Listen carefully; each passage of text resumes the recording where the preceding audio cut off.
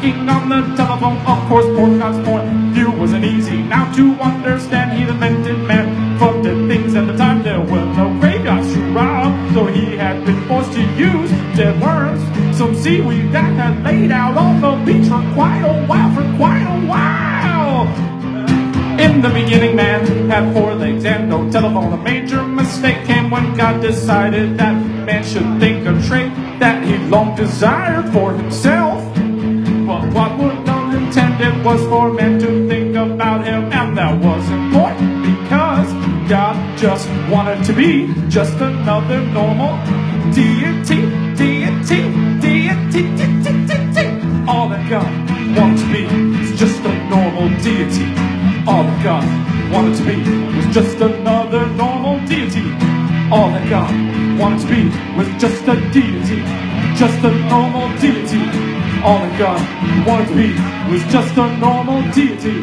All that God wanted to be just another deity. All went well for quite a while. Man was a wonderful creature with long, rich and great face, 4 fine legs, ending in 5 mini legs. His coat of satiny hair and large in its toes. His thoughts were pure and full of wonder. The wonder part was God's favorite, at least at first, because that's the part that gave him his identity. Oh, it was so wonderful for God. Man's questions turned to visions. Visions gave God all kinds of exciting things to do. Some days he'd be a God of wrath, wreaking havoc upon undisciplined mankind. Other times he'd be a God of love and compassion. Of course, these were all things man had invented, so he had a hard time getting the full grasp. But one of God's favorite things was man's believing in him and not believing in him.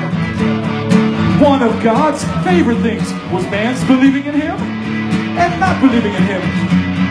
Believing in him, not believing in him. Believing in him, not believing in him. Believing in him, not believing in him.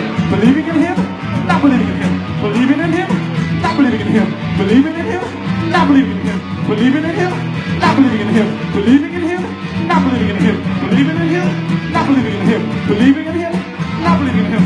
Like some hide and seek game, over and over and over again. Believing in him, not believing in him. Believing in him, not believing in him.